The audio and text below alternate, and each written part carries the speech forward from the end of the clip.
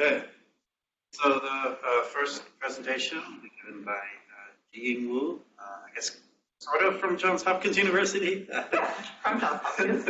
And about improving simulations. Great. Hi. Yeah, so I recently graduated from Hopkins, working with Peter. Then I will talk about our projects in trying to improve surgical simulations for intraoperative guidance by using the vision and kinematics data. And there's this ever advances the slide.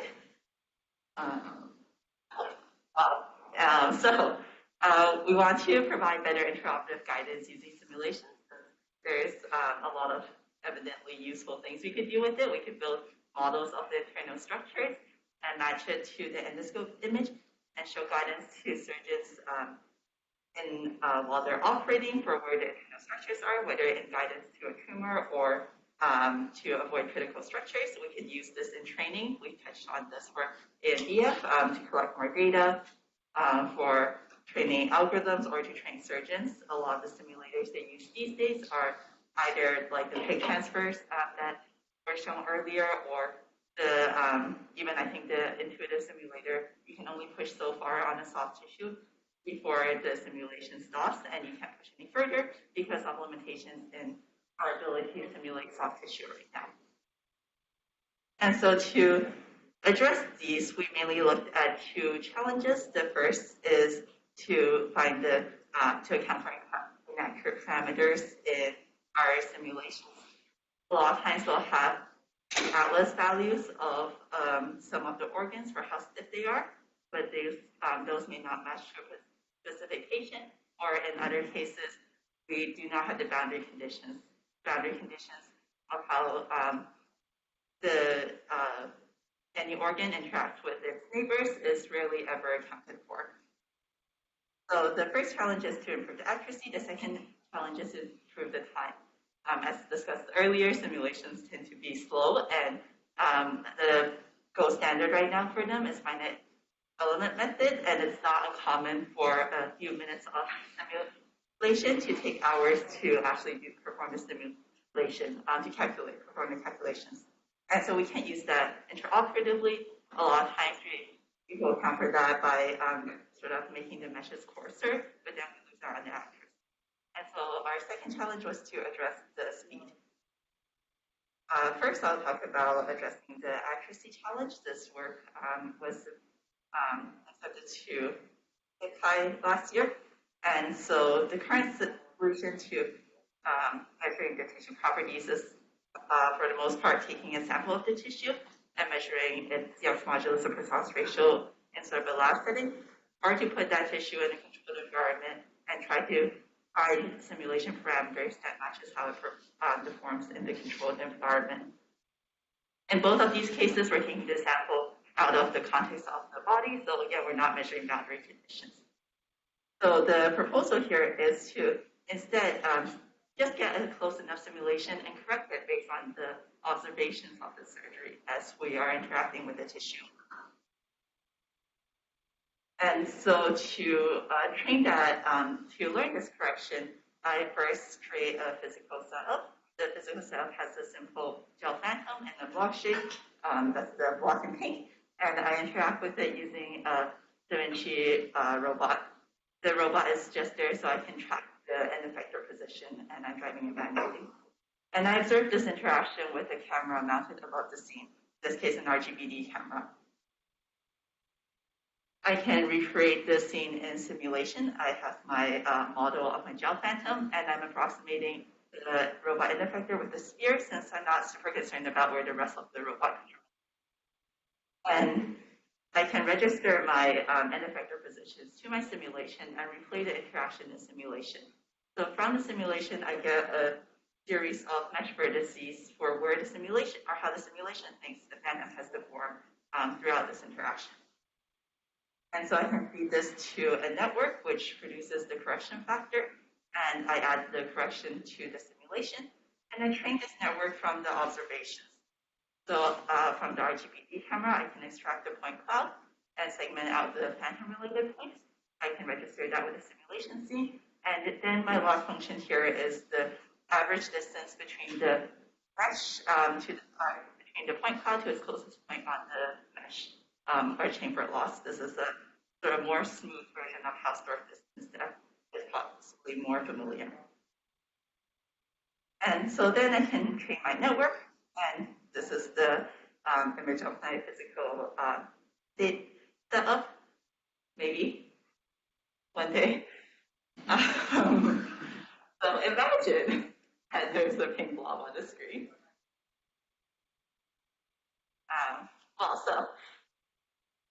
Okay, great. The pink gel phantom is pretty small. It's like this big. And I'm interacting with it using the Ritcher. I just coated it with starch and spray paint so it's more visible on the camera. And I mount RGB. And to register the physical scene with the virtual scene, I start with the calibration sort of sequence where I touch each of the corners of the phantom, and those give me my calibration. And so from the RGB camera, I get this point cloud on the left. This is actually a pretty simple scene, so I can easily segment the points from the phantom by just clustering the point cloud. I set some distance threshold, and I pick the second largest cluster of points because those are the ones that are on the phantom. The biggest one is the table. And so after that, I get the point cloud that's shown on the right of just the points on the phantom. And so that's my physical setup. Now, in creating my simulation scene, I construct a volumetric mesh in Gmesh software, and I simulate the interaction with SOFA. Here I was able to get away with a fairly small mesh at 13 by 5 by 5, too small for any sort of realistic anatomy, but since my block was so regular, I could use a small phantom to generate enough training data as a proof of concept of using observations to correct my simulation. And then I sync the simulation to the time frame of the RGB camera, so I have time-matched observations of how the scene actually deforms. In order to run my simulation, I needed to do a parameter search for what the actual stiffness of the phantom was. So I just did a grain search first at every order of magnitude, and then at smaller depths to find that 5,000 was approximately the optimal parameter for my phantom. And I use UNet for learning the correction factors, since in previous works, they showed that a UNet was able to predict FEM steps over large time scales. And I just concatenate the robot position at the bottom. So the idea here was the encoding layers would learn how the mesh position should relate to each other, whereas the decoding layers would propagate the effect of the robot position throughout the mesh. Few more details on training. I collected 10 minutes of training data and used 2 minutes each for validation and test. And I limited the correction steps to half a Bosso step in each direction to prevent the mesh from crossing over and ending up with sort of big meshes that are not physically possible. And so one of the key sort of constraints in my setup was I'm using a depth camera to observe the scene. That means I can only see the top layer of how the gel phantom is deforming. And so I couldn't train over the whole volume. I could only correct the top layer. So while I thought the 3D unit made more sense from a volumetric mesh, I also tested with the 2D unit to just correct the top layer, the one I could observe. And so it turns out the 2D unit does the best, probably because the 3D unit was under constraint. And it was able to lower the error in both the test sequences. Each was about 1 minute long of several interactions with the gel phantom. And so first I tested it at the optimal Young's modulus I found. But of course, the problem we're trying to address here is we don't know the optimal Young's modulus a lot of times. Well, we had something that was really off. And so I also created a simulation with fully wrong Young's modulus, and we saw that the correction could still improve the simulation. Of course, the errors are higher because the initial simulation was very off, but it still brought the errors within more reasonable ranges. So that was promising. And so in the first part, we determined that material parameters are oftentimes hard to determine, but we can improve on the simulation results by incorporating observations and learning a correction factor. And so that was its step in addressing the accuracy challenge. In the next part, I will talk about our work in getting the FEM steps to run faster.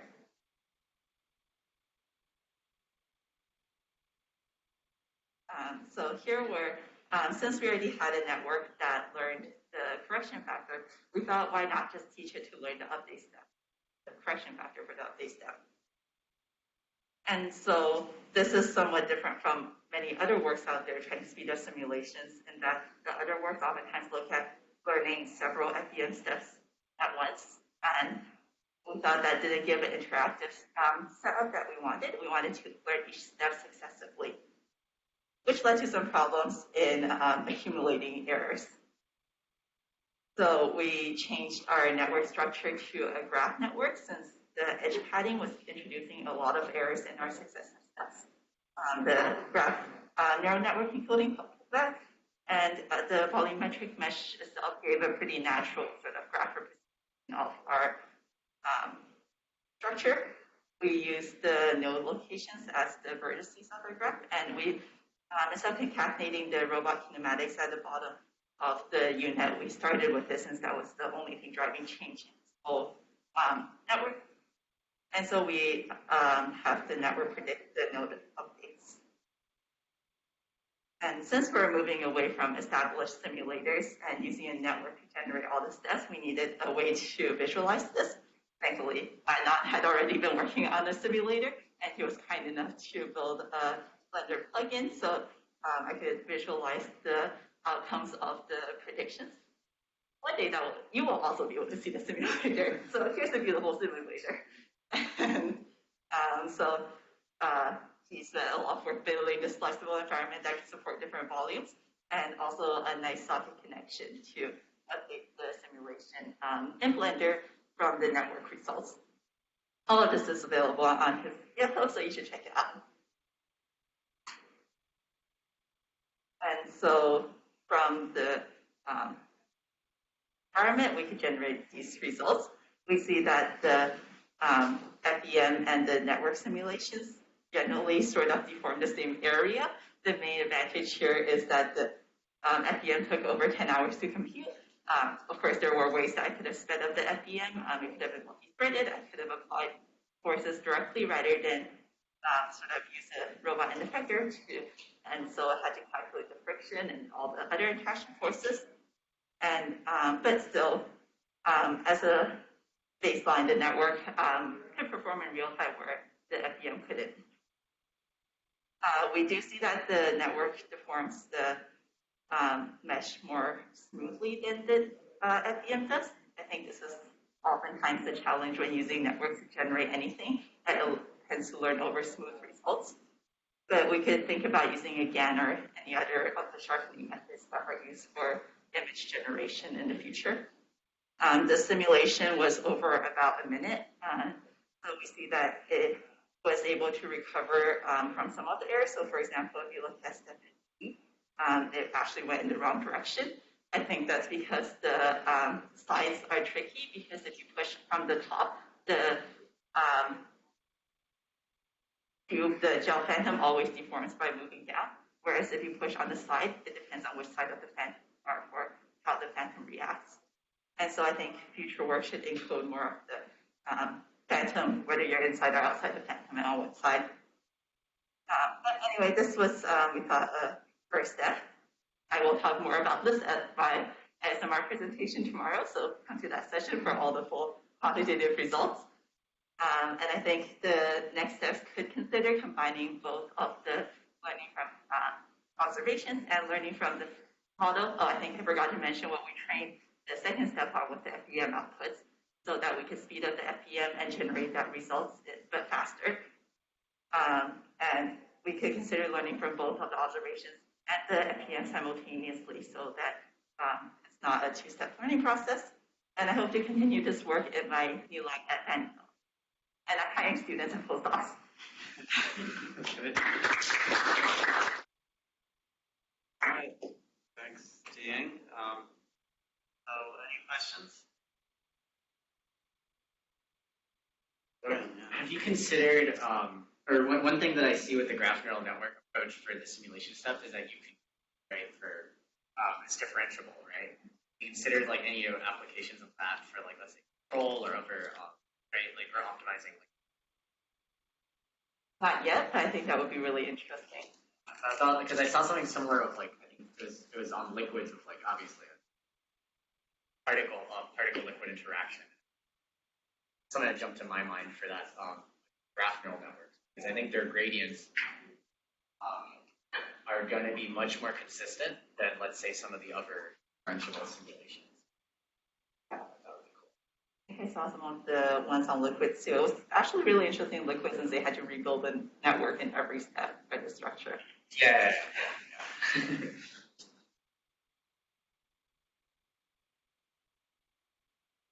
Any other questions from those here in the audience? Otherwise, also online, I kind of closed one of those windows, so it might be harder. There is a hand raise button. If yeah, you could put that back.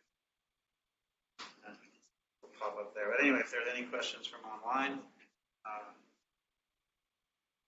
ask them. Okay. Well, otherwise, since we were a little late, let's make up 5 minutes and go to the next talk now. Kim. I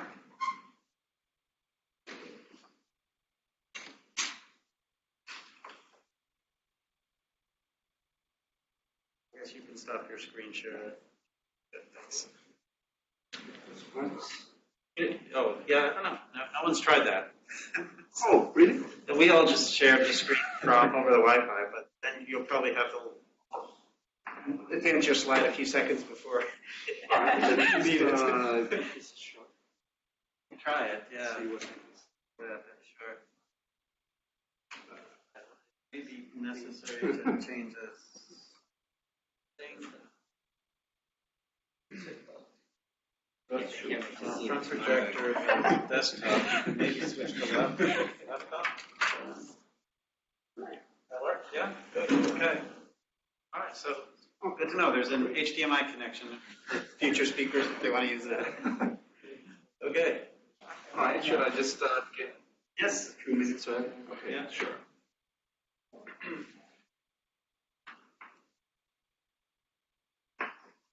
Okay, great to be here. Thanks everyone for attending. My name is Kim.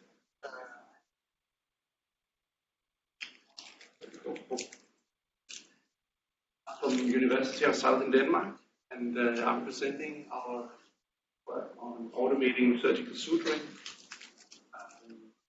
using a quite simple approach, really. So first, let me just introduce this talk by showing you the video, and then I'll go into a bit more detail afterwards. And,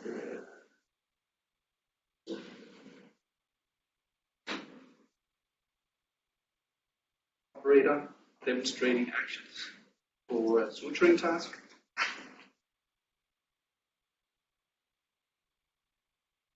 The system autonomously executes the task. Needle pickup, insertion,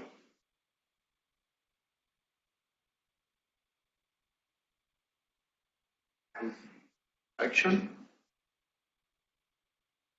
Then needle handover. Then that's it. So this task is able to generalize to differing task conditions like that of the needle and workspace position. So the points also failed. So you'll see here some cases where it didn't work, mainly due to post-estimation errors of the suturing needle and robot calibration errors, especially between the two manipulators. So, related work in this field has relied on add-ons to the surgical instruments to constrain the needle pose in many cases. Like here in the studies by Senedal and Ramidel, for example.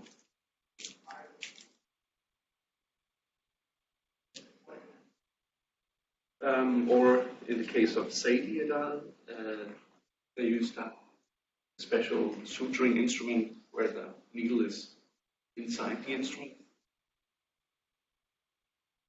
So these cases also require human input during challenging steps in these works.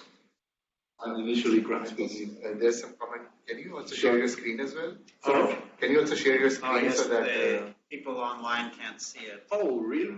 Yeah. Oh, but okay. I don't know how to share it. You're not, are you on the blue jeans or No. not? I'm not. Hmm. Yeah, so that's All a problem. Oops. Let me see. I'm wondering if maybe I just turn my laptop around and. That okay. Otherwise, I guess I can get it quickly, but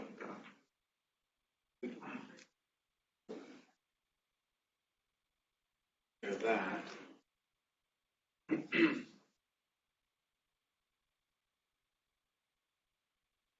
I'll see if I can get this to work. yeah, sorry about that. I thought this was also online. Yeah, I think this is good for us, but people online, they're seeing it through the camera, so it's not that clear. Right, yeah, that makes sense. Yeah. Yeah, I was gonna try to do something like this. I don't know. I can see your camera. Yeah.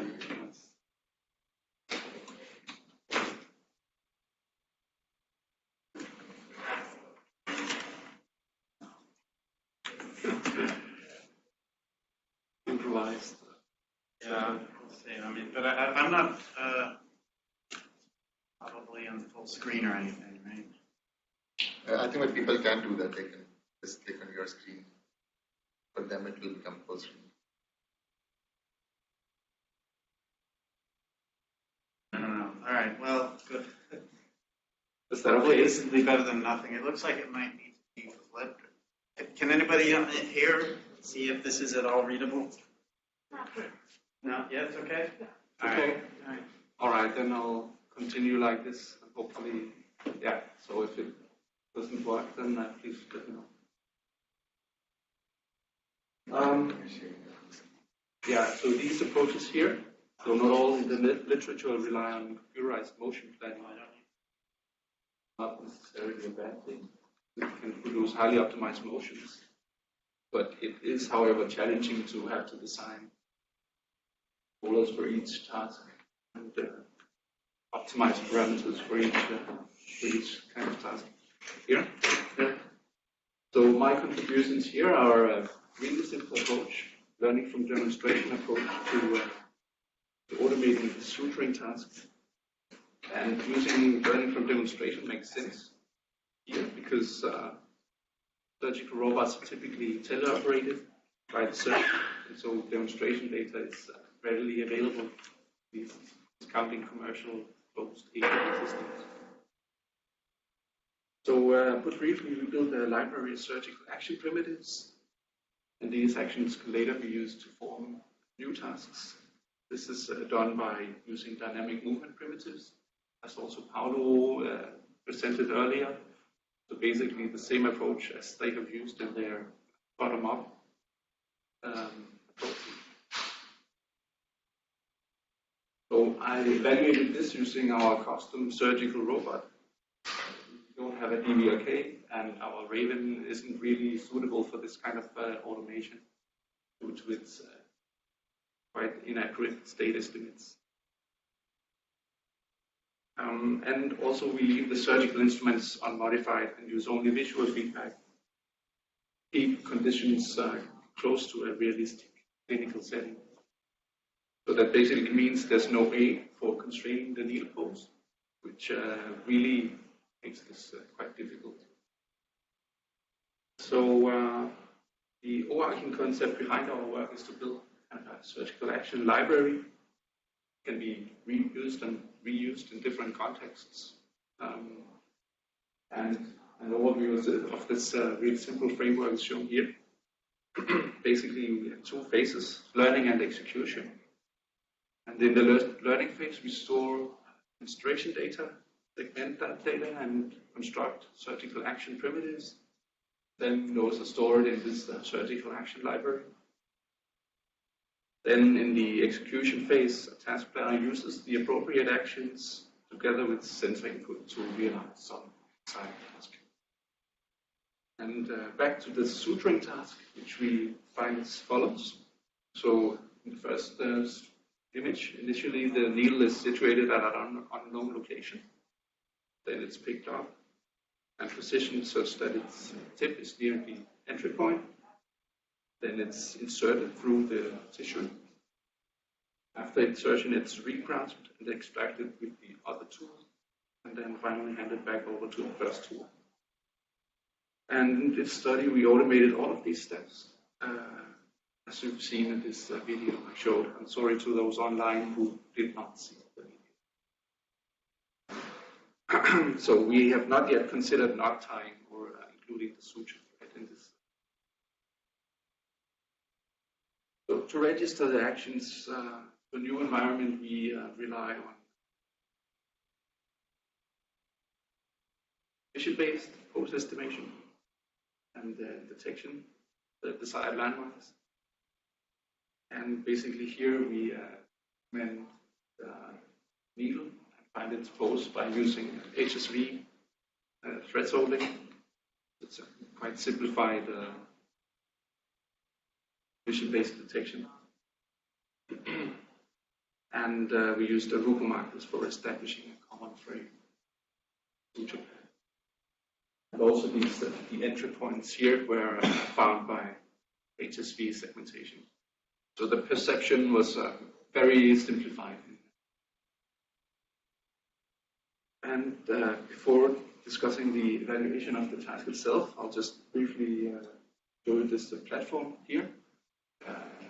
And I'll present this paper on Friday, discussing this platform further. So basically, it's UR5 robots with custom adapters for mounting and surgical tools. So, some results. Based on the actions learned from demonstration, we executed this suturing task in a total of 46 trials.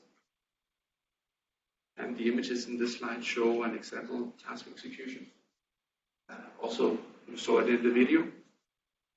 Notice that the initial position of the needle in the upper right corner, whereas it was in the center. The whole suture pad was also moved, translated, and tilted and rotated. So that's a bit difficult to see right here because we count the frames. Basically, in each trial, the task conditions were varied. And these images show some examples. You more clearly see these variations. And this, so the needle position and suture pad were varied. These are mean values and the upper and lower maximum levels of variation, millimeters and degrees respectively. Basically, so just to give you some idea that it was moved some area in the workspace. You know what? That's what completes us of these key actions during all these trials. And here in this plot, the blue bars show the number of successful action executions against the total number of trials. That's the 46 trials. And the orange bars plot the number of successful executions of an action against the total number of attempted executions of that specific action. So basically, if the action before a given action in the sequence failed, the subsequent actions would automatically fail. So in a way, this represents the success of a given given actually. So important here is to notice that especially the regrasping and handover steps were not very successful, while the others were. And basically that's because the vision-based needle pose estimation was not super robust, especially when the needle was occluded, as in during the insertion or when it was held by another grasper during the handover. So this is definitely something that we should improve upon. So needle insertion error is a bit more of a clinical error measure, you could say. So this is how great a distance the needle was inserted from where it should have been. So basically, mean error is overall 3.3 millimeters. In some cases, it is okay, depending on what kind of stuff you're suturing. But it might not be okay, especially given the maximum error of a bit more than 6 millimeters. So this is also really something that could be improved upon, but will come from better pose estimation and robot calibration, basically. That's the weak points of this. So to conclude, we presented our work on this automated surgical suturing. And here we didn't make any modifications to the surgical instruments. This makes the task quite a bit more difficult, but also brings it slightly closer to a realistic surgical setting, although still our setup was quite simplified. So it's a really simple learning from demonstration approach to build a library of surgical actions from human demonstration, in this case single demonstration. So future work would also include learning from multiple demonstrations, which really makes a lot more sense in that we can easily gather more demonstrations. And we rely on the dynamic movement primitives, or DMPs, learning and generating motion. We evaluated this with our custom surgical robot system. And again, you can hear more about it on Friday about that.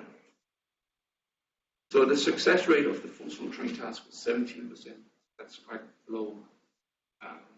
But I argue that since the main or all sources of action failures was robot calibration and vision-based vision errors, basically, this is feasible or a feasible approach in order. Yeah, needle regrasping and handover were the main points of failure in this. I said this already. So this work represents a small step toward suturing based on skills learned from demonstration. It's still quite far from being usable in a realistic environment, and the door is open for many future developments. I'll just end with one improvement that we are working on right now, which is CNN-based image segmentation for further use in pose estimation of the needle, and possibly also for correcting calibration errors by tracking the instruments in the image. That with robot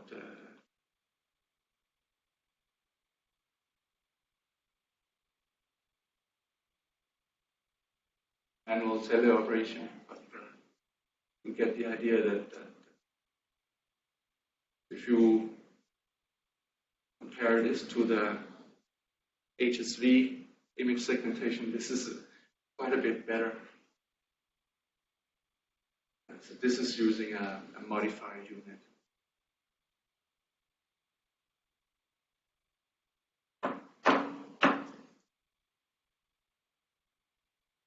I'll just stop it here and conclude. If you have any questions, feel free to ask. And my contact details are here. You're also welcome to write me. And if you're working on something similar, I would be very happy to discuss further and exchange ideas. Thanks. Thank you. It's a very impressive work in autonomous motion with a real platform. Do we have any questions? Audience here or online? I'm sorry, the people online, if you weren't able to see it well. Maybe since I don't have my laptop in front of me, if anyone asks a question online, somebody else let me know. So, yeah, Florian. I'm sorry. I have one of my student I collaborate with. She's also working directly on definitely catch up and connect. But I was wondering specifically about the unit architecture that you use. Has that been open sourced or published yet? Because I would love to take a look at it. So we actually did publish the data, but not the code for learning. I think I just need to check with my colleague who's the main author in this paper. Awesome. So for sure, the data is out there. We used basically here for learning a mixture of Executional's data and our own lab data. And hopefully in the future we will expand this with clinical data. But in our case, for the lab trials, that didn't really make any sense. Yeah, and then from the detected segmented image, what algorithm did you use to estimate the suturing pose? Right, so here a simple approach with fitting ellipses, which has also been used in other papers on this, where eagle pose estimation was required. But basically fitting ellipses in both images, stereo pair, and then matching those. Don't you need also a tip point for that ellipse, like 2D to 3D, right? So that was initialized in whichever direction we wanted, and so the initial value was given one. Got it. And we made sure that it didn't flip along the way. So it was a manual. Just getting really specific. Did you do 2D to 3D per image and then average this, or? So here it was on image per image basis. There was no filtering done across for all the time. Okay, so thank you. Basically, if one image gave a really poor result, then the overall result would be really poor, which is a very strong weakness of this summit. Thank you. Thanks for answering. Sure. Okay. Great. Any other questions? I mean, you should look at the surgical robotics challenge. You are a long ways. I was going to spend this time today to get familiar with the simulator. Hopefully, I can start from there. But that's definitely a goal. Well, I mean, you've already essentially done it with real hardware, too, although I think you focused more on the motion part and less as much on the perception part of it. True. So, all right. Well, thank you. I guess we'll go to the next talk. It'll be presented virtually by Niveditha from University of Washington. So, I guess when you're there, let's see.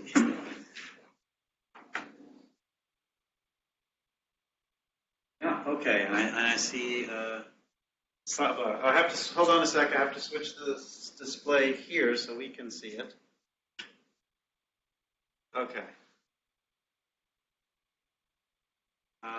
Great. Yeah. I think we you see your screen.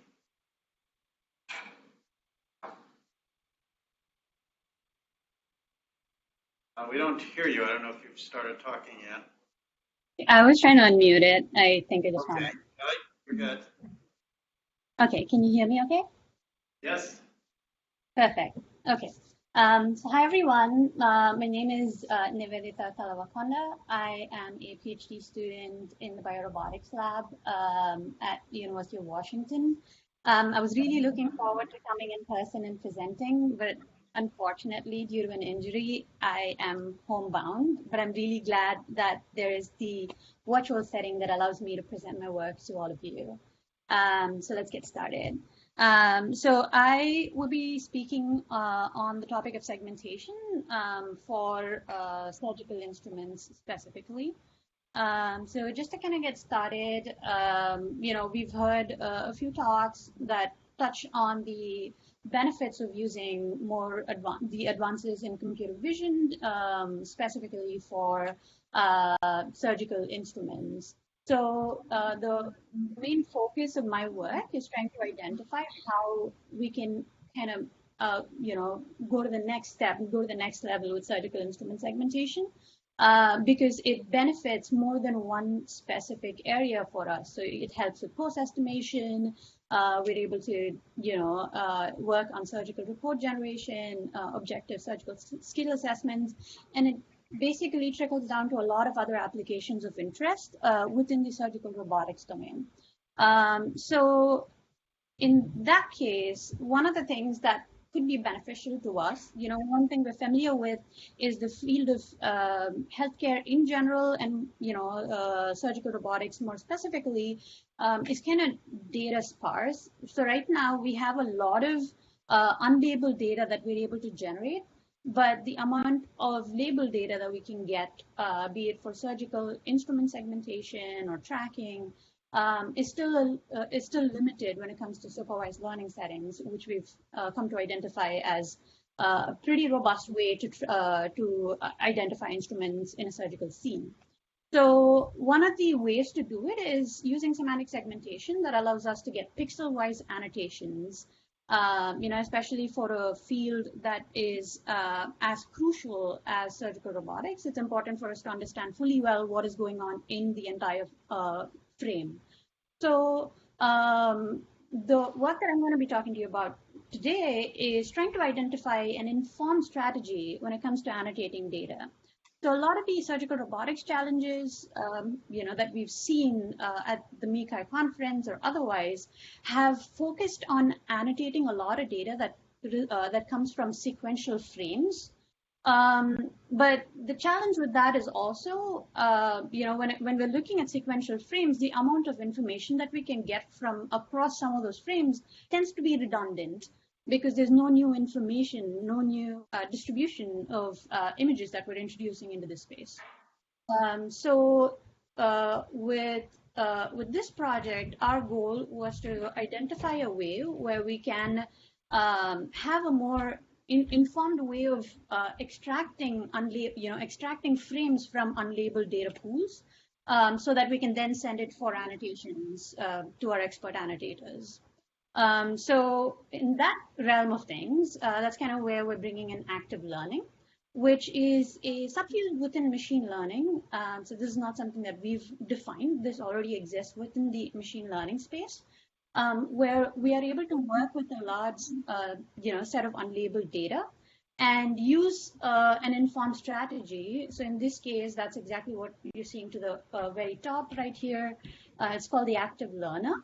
And using that criteria, we're able to select what specific images we want labeled, and then we send it to the human annotators. And once the data is labeled, the active learner in more recent cases, they're making use of the machine learning model itself when it comes to developing the criteria for choosing images. So what we want to do is then send the labeled data back to, retrain our machine learning model. And then whenever we're able to generate like large sets of unlabeled data, be it from the OR or from a cadaver lab, we're then able to use the active learner to query more instances. So this way, we're not working with just a lot of redundant information, but an approach that is more informed when it comes to fine-tuning our machine learning models. So just a little bit of background when it comes to what types of work can happen in this space. So one of the older works, which came out in 2012, made use of a technique involving weakly supervised learning. So what they did was basically model the problem with a pairwise conditional random field that they ended up defining over superpixels, as you're seeing here to the right. And they trained a weakly supervised model. So like we saw in the previous image, that's basically the model that they're working with. And they approximate labels from that. And they run an active learning algorithm that allows them to query the article for like, the true state of certain specific variables. So what this allows them to do is then identify the kind of change that this induces in the other variables that are in the other latent variables. And so when you're querying, you're trying to identify which set of labels induce the largest expected change. And in that case, you're able to extract those specific images because that would result in, the least number of images required for as high a performance as using the entire data set, for example. And another technique that's more recent is making use of reinforcement learning and trying to learn a policy where you're able to then you make use of the policy to extract images of interest. And then here to the right, you're seeing something called core set, which is nothing but the set cover problem used for image applications in our case. So in this case, what you're able to do is try and identify which set of images are able to encompass all of the images represented in an unlabeled pool. So what you're trying to do is find fewer images from the entire unlabeled pool that are able to kind of represent all of the images in general. Within that unlabeled pool, that is. So the method that we've kind of gone ahead with is trying to make use of epistemic uncertainty, which primarily focuses on what type of, on the uncertainty of predictions that a model generates. So we're approaching that with two specific ways. One is just making use of pixel-wise entropy, just trying to identify what that looks like, what the uncertainty when we just use entropy looks like. And then the second approach that we're making use of is something called Monte Carlo dropout, which, if you're familiar with convolutional neural networks, dropout is an approach where we're able to bottleneck certain sections of the network in general. So, an easier way to understand it is to look at the GIF to the right. So what we're hoping to do is have multiple forward iterations when we have dropout, which essentially creates, an ensemble of networks in a certain sense, just with one specific model. So what we're doing is bottlenecking certain sections of the same network, creating an ensemble and trying to average those predictions, as indicated by the equation to the bottom. We're averaging the predictions from the forward iterations and then trying to identify which images we are most uncertain about when it comes to the predictions. So when we're thinking about uncertainty, it is great because it's a pretty good way for us to identify which images our model is uncertain about. But the challenge with uncertainty is also something that results in a bit of an overlap between the types of images selected. So I'll get to that in just a quick sec. And I'll run you a quick experiment setup that we have going. So we basically work with the two instrument segmentation specific data sets. The first one is a neuro ID data set, which works on which is essentially a label data set of neurosurgical microscopic instruments that we ended up generating based on data collected at the Harborview Medical Center. So we have 8 classes of instruments from 5 different types of surgeons. And then the second data set is the MICI 2017 Instrument Segmentation Challenge, which contains robotic instruments from an endoscopic camera. And the basic idea that we kind of went with here was we will have a unlabeled data pool of around 1,500 images. So even though we're saying unlabeled, we technically have their real labels. It's just that that's held and we're not introducing it to the model just yet. So we test the entire setup on a holdout test set of 300. So at no point in time, our model gets to see what these 300 images look like. And we're not fine-tuning on the results of this either.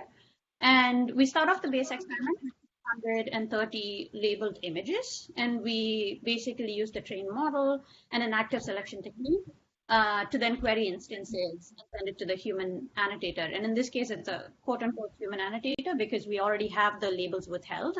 And we then are able to add it back to the labeled pool and then retrain our model and carry this ahead and carry the cycle. The reason we kind of go ahead and do this is to try and identify how many images or how few images from the unlabeled pool can we get away with to reach the same type of performance that we're able to achieve with all of the 1,500 images. So that's the basic goal of this of this study. So like I was saying, one of the things that we were noticing with uncertainty specific estimates is we were starting to see a lot of images that looked very similar to each other.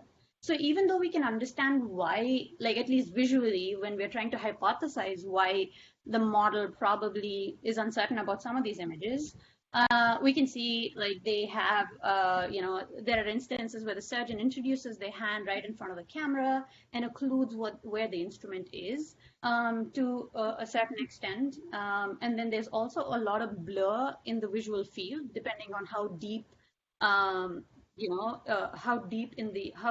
what the depth of field looks like. So if the surgeon is working on a tumor that is, further deep, then the blur that is introduced into the field of view is much higher.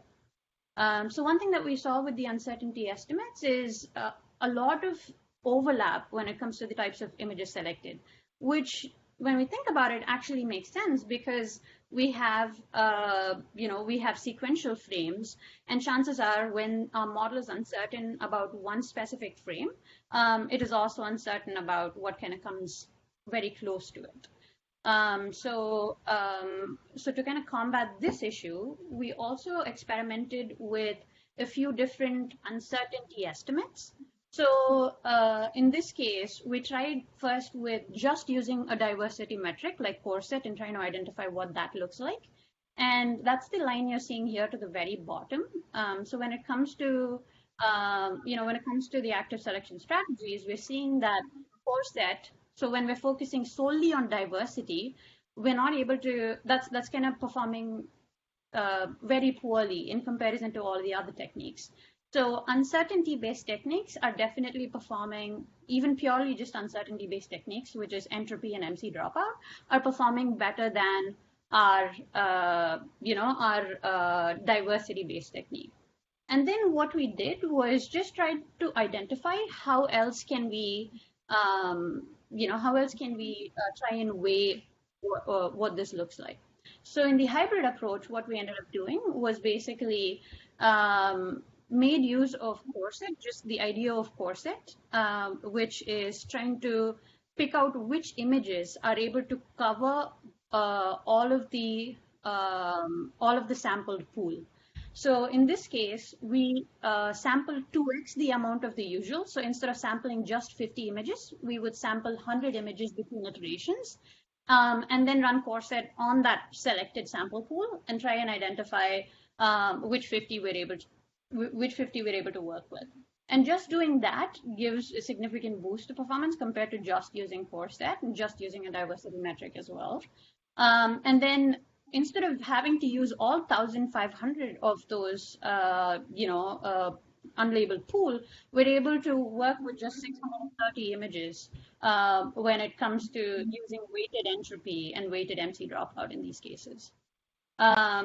So what we were able to identify was, all right, so a hybrid approach is something that would boost the performance and compared to just purely using uncertainty or purely using a diversity metric. I've also included the time it takes for sampling the images here to the right. So in our case, currently, because we're only interested in offline sampling of images, even if one of the techniques is slightly longer than the other, it doesn't affect how the images are sampled for our use. But when we're thinking of kind of making use of the future directions, when we have a sampling technique that basically takes a longer period of time, but we want to, sample images as we are getting it in an OR setting, that's something to be mindful of. Some of the other directions that could be interesting is just trying to identify a different diversity metric that would help reduce the sampling time, because what happened is, in our case, sometimes when we were using core set, it would just, we'd run out of memory very quickly compared to using some of the other techniques. So even for the hybrid approach, we had to use a modified version of core set instead of directly making use of the vanilla core set, because it just takes so much time and memory to sample. And then the second aspect of it is trying to figure out a better way to fine-tune our network after sampling in each case. So currently what we do is once we're done sampling, we retrain the model from scratch. So when I say from scratch, we still have a pre-trained model, but we're not making use of the model that we've trained in the previous iteration. This was done so that we could isolate and study the effects of what exactly happens when we're training with new data from scratch in each case. And the challenge with this would also be to kind of research the metrics that we would need to determine which fine-tune in this case. So that's something that could be interesting as well.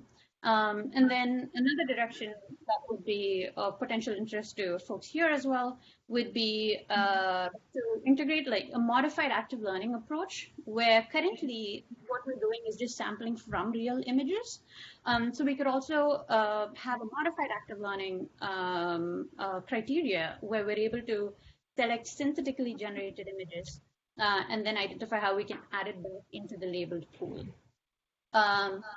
Yeah, those are just some of the future directions, and if you have any questions or comments on it, I'd love to engage. Thank you.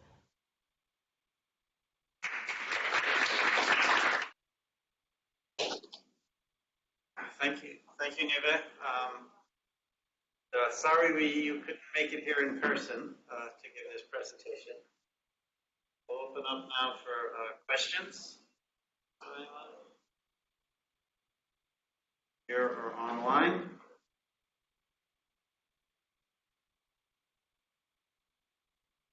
I guess while people are thinking of questions, we could have the next speaker prepare.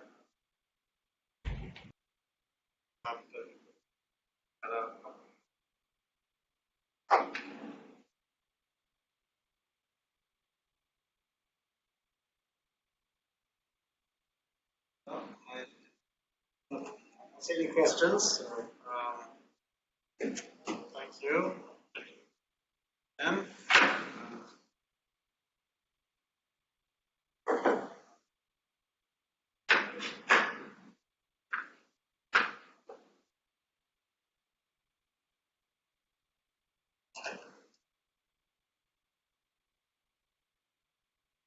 are you going to do a HDMI?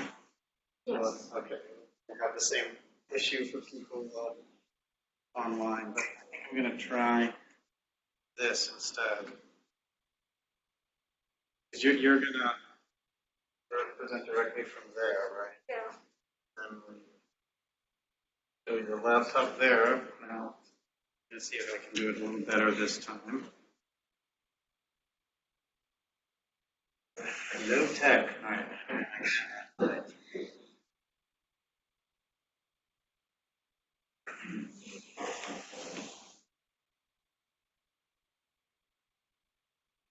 So is it all okay? Much better. Much better? Okay. Let me straighten up the screen a little bit. Nicely. Also joined online using that share. Oh, if you have the Blue Jeans app? You could also share your screen instead. That would be probably. I don't have the link for the. Oh, Do you have? Meeting ID. Oh, okay. That's it there, but do you? Yeah, Let maybe. me see if I Do you can- have the Blue Jeans app already installed? Let me check quickly. You can also do Use- both. You can share your like connect by SD. Oh, that's true. Yeah, if you run it at the app, you could do both ways. Sure. If I have it. Okay. All right. We'll give a minute to see if we can get something better.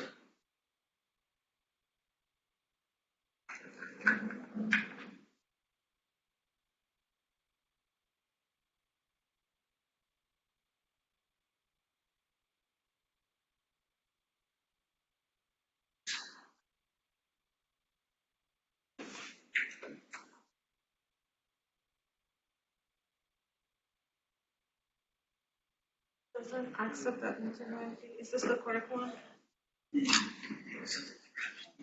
Blue Jeans. Just the correct, So like, it doesn't accept. it's like, yeah, Paolo, it's like,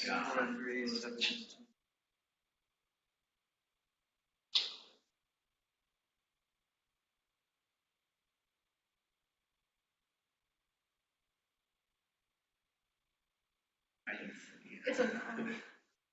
Okay. It didn't work. Oh, really? You changed that?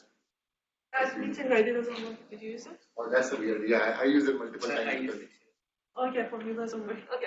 Okay. And I don't. All right. Now we can switch back. Sorry. It was there before. And those are Nice. Yeah, because I. Oh, is this your one? Yeah, I think because your your normal. your video. And then the point is. But it doesn't present my laptop.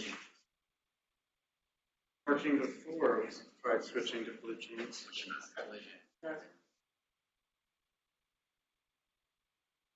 Sorry. So there's, what I mean is there's no. You connect to the meeting. Is this That's like. Project. So this is the front projector. That's Alright. that's right. On one end, and like. What only happened because of. Which is the real thing that happens. That's all lost. Yeah, it's great. It is this But now. it's So This is pointer, but for some reason the laptop and you choose it. Alright, thank you. Okay. Alright, so hopefully people online can see something. yeah. Alright, which way? Move it to the right. Rotate also a little bit to the other side. Keep going. Keep going. That's good. Okay. Alright, close with feedback. Alright, Homa, please. Good morning, everyone. So today I want to talk about something that is slightly different probably from what was presented so far. So my group, we are in the dependability and safety of computing systems area, and we are working on data-driven techniques for basically safety monitoring and checking of errors in robotic-assisted surgery. So as you know, the current generation of surgical robots are not fully autonomous yet. They're actually loosely closed-loop semi-autonomous systems that control every control cycle with using several human operators, mainly a surgeon, and no haptics feedback in the current generation, and very limited vision feedback. And if you put in the perspective of like these systems in a larger scale, in a kind of a hospital network, in the future potentially connected through internet, like for teleoperation, and actually currently it is actually also being remotely accessed by manufacturers to kind of troubleshoot, like download data and so on. There are several kind of points of vulnerability for the system to actually fail or being kind of attacked by malicious parties and don't behave as we are expecting it. And there is some evidence actually both from real data and also studies that have shown that that this events happen, although they might not. So this is the data from back 16, so there might be different kind of rates now. I need to look at the data more recently. But back then, like when we looked at the FDA data for between 2004 2013, on average, once every 100 robotic procedures, we had an adverse event happen. And these were actually things like kind of unexpected cuts, minor injuries, complications that was human error, or like device malfunctions that actually caused the system to kind of get stuck, need the kind of surgical team to restart it, try to troubleshoot the problem, or like just convert to a non-robotic approach. So in this talk, I want to mainly focus on a subset of these kind of problems when we have specifically the robot doing an erroneous action, basically something that is not intended at the time that we are analyzing it. And then this could include incorrect position orientations or unintended amount of force. And as we know, there could be different causes for this, mainly like probably like human errors, lack of training. There are actually in the data kind of cases that robotic arms instruments actually have malfunctions. We have like kind of both hardware software issues that might lead to this. There are papers showing like the attacks that might happen, especially if you have an operated robot like over the network, that malicious parties might actually want to cause these events by like denial of service attacks, man-in-the-middle attacks, or installing malware that actually is inside the control software to compromise the surgery. So the main focus of our work is actually to augment the next generation of the surgical robots with mechanisms for monitoring the process of the surgery in real time, so that we can detect early on, if as soon as we can, early signs of any kind of hazards that might happen that might lead to an incident. So what is important here is that we want to actually be a little bit ahead of time before that, for example, cut or injury or like unexpected movement is going to really cause an accident. We want to kind of detect the early signs of it and then hopefully correct it or just give feedback to the surgeon. So, so then for this can be actually potentially used both in training, for example, for surgeons when they're actually getting trained at simulation, but eventually also it would be very helpful if we can actually integrate it with real surgical robots to prevent this kind of events. The most relevant work to this are like the existing kind of, there are lots of kind of surgical evaluation techniques, offline, manual, that are very subjective, error prone. But there are also lots of work done, as you know, like the current simulators that they actually are having capabilities of doing automated online assessment. But the main purpose right now is actually just doing surgical expertise evaluation, like evaluation, using different metrics. And these are like some of the examples of metrics that I know are existing like in the simulators right now, for efficiency, task, procedure. And there are actually simulators that have safety metrics as well, like that they actually measure that. But there is less attention paid to kind of the exact context that is going on in the surgery. So this kind of safety metrics are made general, like at the end of the task, they just say, you had this many instrument collision after the fact, or the instrument went out of view this many times. But there is no kind of sense of context-specific real-time feedback so that the trainees, as they're doing the task, they can actually get the online context-dependent feedback from the simulator. On the other side, if you think about like real surgery, there are lots of work in anomaly detection, in computing systems, in cyber-physical systems, and there are kind of techniques that actually try to harden the robot or like the designs of the CPS offline, basically by having better design procedures. But specifically the runtime monitoring techniques that are out there, they often rely on a very fixed kind of rule-based approaches, trying to kind of identify what are all these kind of unsafe situations that we can list it as kind of a logic that's expected. It's actually are easily broken if you have a new kind of situation that we have not seen before, or we have a new kind of surgeon, a different signature, a new type of trajectory that is being seen. So most recent state-of-the-art work in like especially CPS, they actually show that combining the information from the software, hardware, basically cyber layer, with the physical kind of measurements actually improves the anomaly detection. So instead of just kind of monitoring what the software is doing in terms of anomaly, we also have like active inference of the context of the application or like the use of the device, and then try to reduce false alarms. Another important thing that is missing in the current techniques is actually the notion of being real-time or predictive. So once we detect something, we want to take an action. So the time is very important. So usually like the amount of time we have for doing any corrective actions is really kind of a constraint here. So our goal is to kind of address some of these challenges, basically try to improve the accuracy and timeliness of detection, try to be predictive, but also try to not rely only on machine learning, but like try to combine both model-based and data-driven approaches in order to be able to tackle challenges with the small data. Because as you know, the data and the errors is very rare. It's very hard to kind of use applied machine learning with very small data sets that we have. So the overall kind of idea is that we propose something called a context-aware runtime management, which we envision a safety engine that actually combines both the dynamic models of the human operator and the kind of physical system, in this case robotic system, and if we can in the future include the complex dynamics of the patient. And then in real time, it actually does sensing and measurement, trying to identify what is the current context or like a situation that's going on during a task or a procedure, and then combines that with the knowledge sources on what we know about the specific procedures, a step in the procedure, the gestures that are being performed, and then trying to detect early signs of unsafe events, and also kind of come up with the strategies for context-specific situation. What correction action should we take here to hopefully reverse this kind of control action that is unsafe or try to correct it.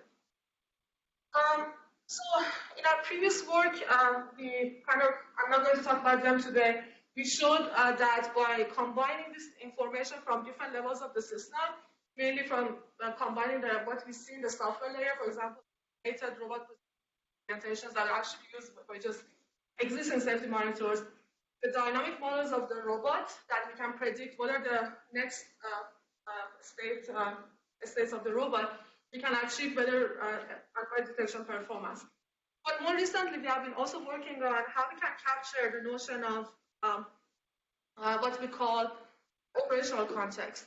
So how can the manual detection can have an understanding what is the current step in the procedure or the task that is being performed by the surgeon in order to kind of have more basically context-specific detection and more accurate prediction of the events that are going to happen.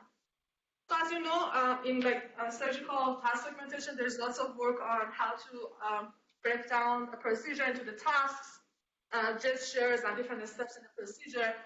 And this is what we actually also refer to as operational context in surgery. So we can actually, if you think of the language of surgery, you can break down almost any procedure into smaller steps and down to the kind of the motions, like kind of open jaw, move the suture, close the jaw. And then our focus is actually at the gesture level, and similar to many works that actually try to, for autonomous surgery, they try to kind of do gesture segmentation. Our goal is to actually identify the errors that happen at these basic building blocks of the procedure. So if we can detect the exact set of gestures or sequence of gestures that are actually having an error in execution, either because the human is making a mistake or because there is a robot problem, then we can actually automate this process for any kind of procedure. It can be generalized, and we can have more fine-grained control of correction and kind of mitigation of the problem. Of course, there are also works on combining going back to the current notion of knowledge, works on or attempts at trying to model what are the standard ways or sequences of these gestures. For example, one example is the grammar graphs that try to model for different tasks such as suturing, passing, or not tying. What are the typical, or I don't want to say correct, but more standard ways that perhaps expert surgeons perform these tasks by kind of having different sequence of the gestures. So we model both this kind of knowledge, basically the sequence of the gestures, and then for each gesture, what are the basically or the boundaries of the safety, and then try to encode this for our safety monitor to detect errors. We did recently lots of research into previous work, especially in surgery domain, endoscopic surgery and laparoscopic surgery mainly, on models or rubrics for errors that happen, mainly human errors that happen in surgery. And one of the the most famous works is by Joyce et al. From 1998, that they try to actually classify the errors into two types. One is the procedural errors, the other one is executional errors. So procedural errors are more concerned with the grammar graphs.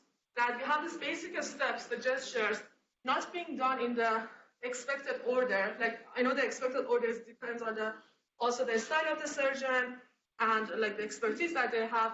But we are talking about like some kind of omission or rearrangement of the gestures that's completely wrong. This obviously is going to lead to some unsafe issue.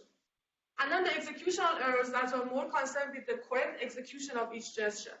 So there are actually several rubrics or publications on a specific kind of task, for example, suturing, needle passing, or a specific procedure that I try to actually come up with rubrics or like the correct ways of executing the whole task or procedure. But this is actually trying to more break it down into steps and go back to our gesture kind of level that we are targeting here. And then try to identify basically a set of error modes, or we call it also safety constraints, for every gesture that our safety monitor can actually learn and then monitor in real time.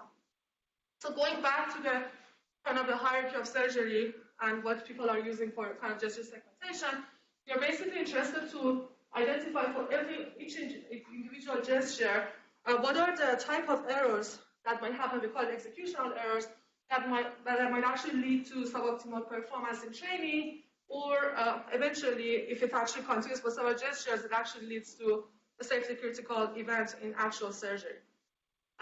We also look at the, as I said, like unusual or non-acceptable rearrangement of the gestures based on the grammar graph, and we call them procedural errors. Today, I want to actually specifically focus on the executional error detection, and kind of, first of all, an analysis that we did using the Jigsaw's data set. See, often, basically, this execution and how they correlate with different factors in surgery and the expertise. From our gesture-specific rubric here, errors, like that from the Jigsaw data set, that means that for the task of suturing and passing, how errors like steps will drop out of the rubric. So we actually developed a kind of rubric which is available for basically every gesture, the kind of executional errors that might actually lead to the execution of the gesture in consultation with the robotic surgeon. The robotic surgeon that educate the residents, they actually, when they observe the task, they try to, they also teach them, like, these are things that you should not do or you should avoid. So, encode the knowledge of, like, correct execution of the gesture into this rubric to identify the type of execution errors. So we did this kind of, using this separate rubric, in the Jigsaw data set, what are the instances of executional errors that happen? And as you know, there are different expertise level in the Jigsaw data set, different ways of training. And in this graph, I'm showing like the overall analysis without constant density levels. What was the distribution of different types of errors across different tasks and gestures? So one of the two observations we had overall was that it's interesting that when you look at a specific task, like for example suturing, there are aspects of suturing that are more challenging to be done. And then if you actually, based on the gestures, if you go and look at the specific gestures that are more challenging, see that the errors are more dominant or like they happen more often across the board in those gestures. So this shows that kind of focusing on those important gestures in each task is very kind of important for error detection. Another interesting insight was that we found that every gesture itself has a predominant type of error mode. So if you look at, for example, a specific gesture in suturing, like multiple attempts as happens more often, versus another one is like out of view errors, because the type of motion is in a way that actually leads to making more mistake, like kind of taking the suture out of the view. And you see that sometimes we have like multiple errors, like with the black color I'm showing here, that a combination of multiple errors happen within the gesture. So this analysis was helpful for us to basically first identify for each task what are the more critical gestures, and also what are the kind of type of errors that are more important to pay attention to. We then actually analyze how these executional errors correlate with the skill levels, because you might say, okay, the skill level actually is measured different ways using the metrics that we talked about. But in the jigsaws, there are two different types of skill levels that are actually labeled. One is the self-proclaimed skill levels that the surgeons themselves, they indicate what level of expertise they have based on their experience. And we try to group them into 3 levels of novice, intermediate, and expert. And then there is the GRS skill levels that is based on the manual offline evaluation of the demonstrations that expert surgeon try to label these different trainees into novice, intermediate, and expert. And one thing we see here, which is again interesting, there is actually, I'm showing the averages and the standard deviations here. So it's not true for everyone.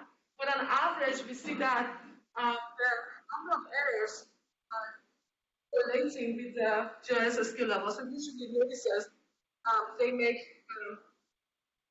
more number of executional errors per trial of the task that they're doing compared to intermediate and the expert surgeons. You have also like the analysis, similar analysis with procedural errors that you can see in the paper, but it was interesting that with procedural errors is sometimes reversed because experts have their own way of performing tasks, and sometimes they have shortcuts violating from what is the acceptable way of performing a task. In terms of execution, it was interesting that there is a correlation. We also looked at kind of the correlation between executional errors and trial duration. So in both executional and procedural errors, saw that they actually lead to longer trials. So if you think of like, we have a whole procedure that has these different tasks, and each task has gestures, and you're making errors in each of these, and they're adding to small amounts of time, the overall procedure will be longer, which actually increases the risk and possibility of other errors happening. We also did some sort of distribution similarity analysis because we wanted to see if there is a way that from the data and this kind of knowledge of errors, we can distinguish between normal trajectories of a gesture versus an erroneous trajectory of a gesture, just using kinematics data. So as I said before, because we know that the visual is still perfect, in our work, our focus is mainly to use kinematics in order to detect errors. And we use vision only for labeling and ground truth generation. And so the focus of this analysis was to be able to see if there is really a difference between the distributions of the normal versus erroneous trajectories of the same gesture or different gestures in the data. So we did for example, we grouped the trajectories that we have for every gesture into like erroneous and normal classes, and then we tried to measure the similarity between normal and normal samples and erroneous and normal samples, because we also have like the kind of variation within normal class, right? So we have different styles that people are doing it. And then we try to, like basically using dynamic time warping, we calculate the similarity between the trajectories. And then once we have this kind of distances between pairs of this kind of trajectories, we use a Kale divergence metric in order to find what is the difference, or basically what variables in the data, because we do it per variable, we have different variables. What variables in the data can tell us more about the differences between normal, error normal, and whether actually there is a difference. So if this is a kind of a summary, the first result from this analysis, that we found for every, basically, if you do this analysis per different parameters that you have, like gripper angle, linear velocity, right position, left position, and so on, what are the parameters that are actually distinguishing between the distributions of the error and normal trajectories for each gesture? So for each gesture in each task, we could identify a set of variables that are were able to actually give us higher Kale divergence among these distributions. And we further verified this visually by trying to cluster the trajectories of basically for each variable, say X or Y or like gripper angle. We have this is just an example. We have for all the variables, this is verified. Basically, we do a K-means clustering for the trajectories of the normal and erroneous. I'm showing it with red and blue. And then we try to compare the average trajectory that we calculated using K-means clustering. And this is actually a kind of also time normalized data, because we are having different durations for erroneous. As you see, erroneous data is always there. And we then verify if we see actually difference in this average trajectories for erroneous versus normal on the variables that we found significant. So for example, this is for one of the gestures I showed in the previous one. It shows that for X and Y variables, we indeed see that the average trajectory for erroneous is actually very different from the normal one, but for the Z position, they're not very different. So the averages are actually following each other. So this is especially helpful, again, because if you're going to do safety monitoring, this knowledge of knowing which gestures, which variables for each gesture should be the focus, and what type of errors is very important. Another analysis that we did in order to support our monitoring technique was to see that if really the knowledge of the gestures can tell us anything about errors. And so we did this analysis first on the normal data. So here you see the scale divergence, pairwise scale divergence between distribution of trajectories between two different gesture classes, for example, G6 and G1 from needle passing versus suturing, and also you can see from the same task. We wanted to see that if I have the same gesture in the same task, or I have the same gesture across two different tasks, how similar they are in terms of trajectories of implementation, and is really the knowledge of gesture can kind of help me to detect errors. If I learn from the same gesture data, I can detect anomalies or not.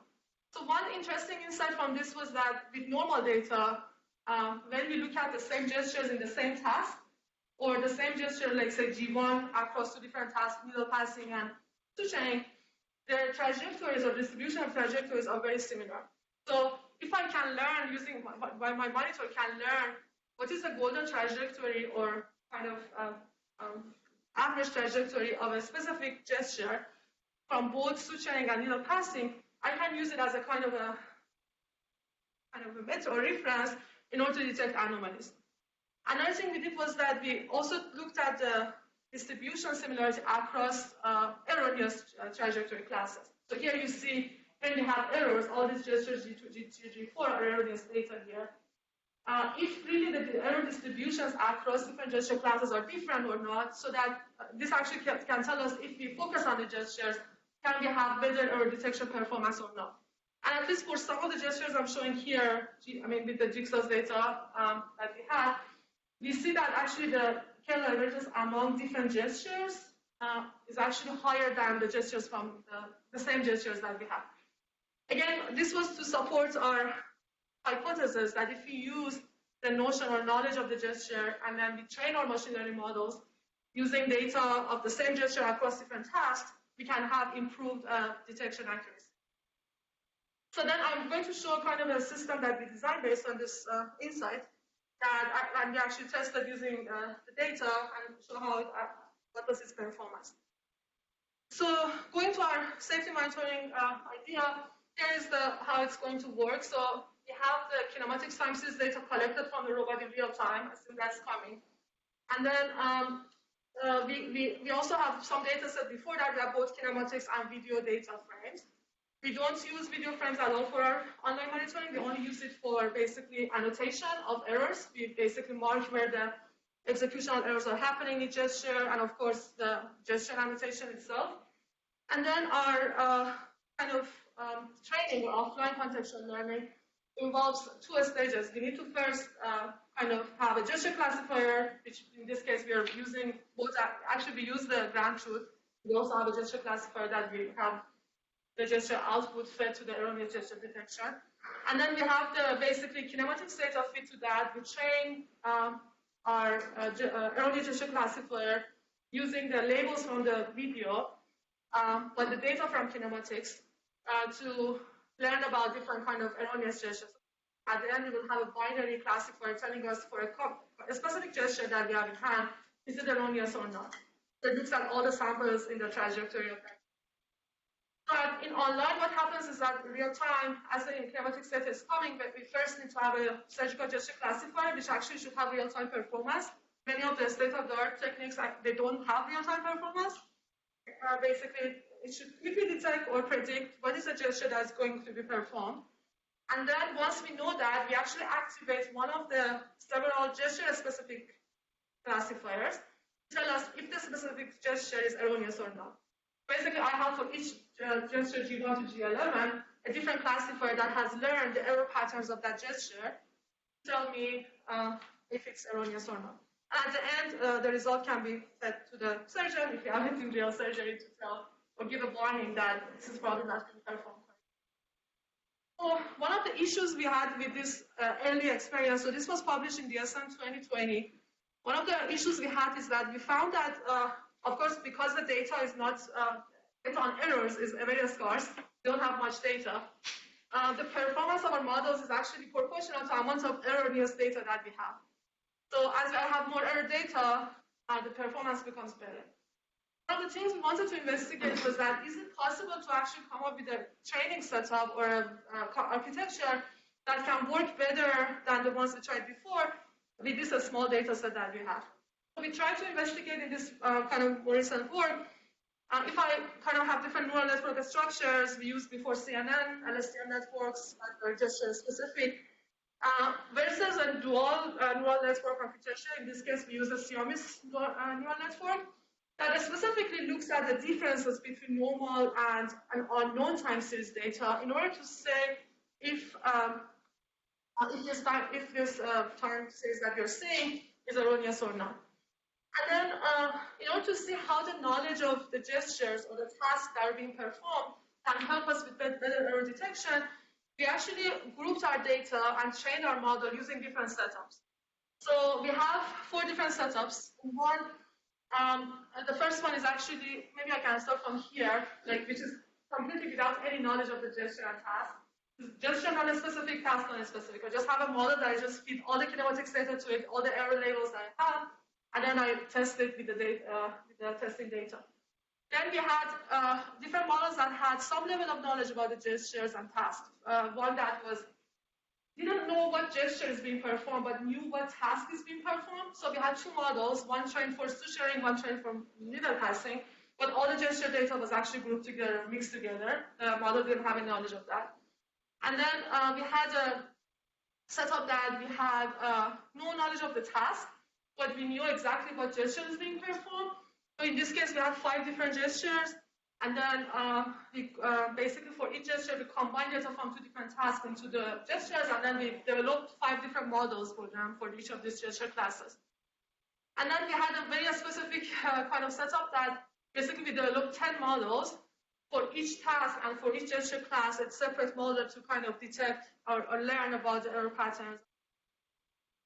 Again, our goal was to see how, with this very small data set, what is the best kind of training setup or level of contextual knowledge that we can provide to these networks to get better performance. So this is some of the kind of example results from the paper, which is now actually just submitted, is under review. So it's this is showing the comparison between different kind of setups, the different levels of the knowledge that we have, like gesture specific, non-task specific, where a star I'm showing that there is no knowledge of that. For example, T star means no knowledge of the task. And then when we compare this across the gestures, look at the F1 score, we see that actually when we increase the training data, like the size of the training data, because you know that with different gestures we have different amounts of samples. So some of the gestures are more common. Because of that, I will have more data for them. So what shows this analysis shows is that, of course, when I add more data, training data, the performance improves. But it's very important that the amount of data that I'm adding is actually relevant. If I just increase the amount of data, no knowledge of the kind of the task or gesture, then it's less kind of, it has less performance compared to a kind of a training setup that I add more relevant data, for example, more samples of the same gesture class for training my model. So, and also, basically the gesture-specific or task-specific models, they actually perform better than the ones that they don't have any knowledge of task or gesture. Another thing we found was that basically Siamese neural network that is specifically looking at the differences between normal and erroneous gestures versus just CNN or LSTM, they actually perform better. So here you see the Siamese versions of LSTM and CNN compared to just a single networks. And given the small data set that we have, Siamese networks actually do better. And they're actually shown in other applications as well that they're usually good for a small data set because they look at the differences rather than just the whole training data. And here is a kind of, and this is of course some preliminary results with just jigsaws. We are now looking to how we can collect more data from the community, like the robotic surgery community, and label it with these error labels to kind of test it across different robots and kind of data sets. Because we really think also it matters like how the gestures are defined, how they're labeled, and which robot this data is coming from, which kind of surgeon and so on.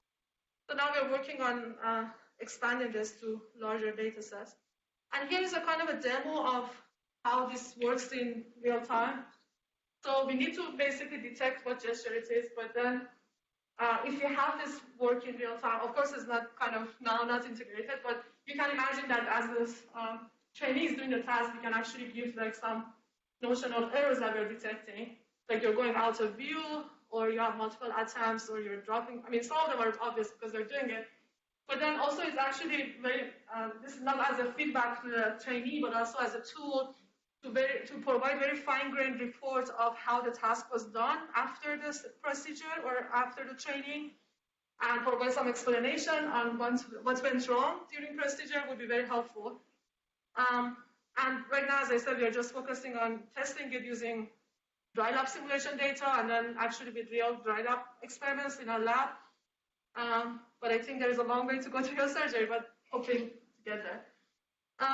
Yeah, and then thanks to my students who are not here, but I'm really grateful to their work. And I'm here for your questions. Thank you. Well, if I'm understanding correctly, so for your deep learning algorithms, you're doing two classifications, right? The first one is given input sequence, you can also like which gesture it is, right? And second will be whether it's correct or not, right? Yeah. So my question is, if your input sequence is an erroneous movement, how can you classify the gesture? Yeah, that's a very good question. So right now, the gesture classification techniques are out there. They're actually having all the data. They don't have any notion of the errors, right? So all these different variations of like trajectory, even the erroneous ones are included in that. And we believe one of the reasons we don't get very good performance, if you look at the state of the art, is actually 70%, 80%, might be because of this, because the errors are combined in kind of all the different variations are combined in the kind of the golden way that the task should be performed. So one of the hypotheses that we have is that if we put this kind of error detection, then we could actually improve also gesture segmentation, right? But right now we are dependent on it, but if we could kind of find out from the data, these are the erroneous ones, the bad ones, that actually can help with both basically the type of gesture, but also the boundaries of the gestures. For example, with the jigsaws, we found cases that the data was labeled correctly, but the boundary of the gestures were not correct. And if we could, some of it was because of the errors. So, yeah, that's a very good question.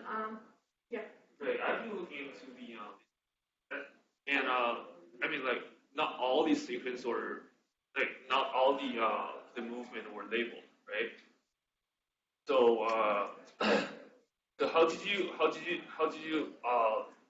you deal with the movement or the time step that were not labeled? With jigsaws, every transcript has a label. The question is that if it's accurate or not. And there are actually, so one challenge, so which data set are you referring to? With jigsaw, we had the labels for the whole transcript. For the whole one? Yeah. For the whole trial? Yes. Oh, really? I thought that would be like, for the gesture labeling in the data set. I don't think that so for any time step they got labeled, do they? Yeah, there are wrong kind of there would be errors in the boundaries because there would be places that yes, there's not any gesture happening, but they have the wrong one, but there is a kind of actually that's another kind of thing is that when we're looking at other data sets, there are other data sets coming like ROSMA or this data set with other robots, and they also have their own definition of gestures. And when we look at it, it's not actually consistent with jigsaws or others. So one of the challenges we're dealing now with is that how to kind of come up with a consistent gesture definition across these so that we can kind of define errors based on that. And it goes back to my notion of context in surgery that I think every group has their own definition of these building blocks. And I think Paolo was talking about ontologies for surgery. I think we really also need to come up with this sort of maybe a standard library of motion primitives, or he was referring to that everybody should probably speak the same language, right? Like we have instructions in software, kind of we have assembly instructions, but we can have different kind of robots or different x86 or ARM or something like that, but at least we should have a fixed set that everybody says this is their standard, right? Right now, we don't have that.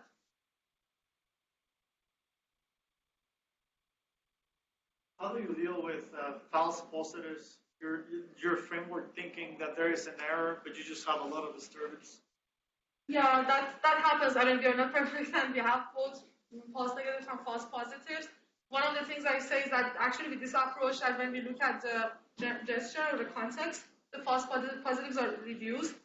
And but yeah, there will be always this challenge that at the end, when I'm giving this kind of feedback to the surgeon, there is a possibility of being wrong, right? And that's why I believe this cannot be used for probably autonomous correction completely. Probably there should be kind of a acknowledge from the surgeon, or there will be challenges in certification, as we have with self-driving cars or other autonomous systems. Okay, questions here or anyone online ask a question? All right, well, let's wrap up then for this session. Thank you. So lunch break now until 1:30. Yeah.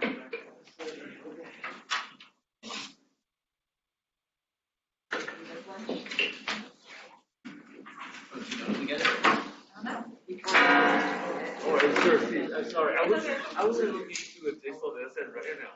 Right, I was trying to yeah, you're right. Like, it's like right. So you're planned it out for in case it came up. I was like, oh, First time we did that, but now we are actually trying to also go in a different way.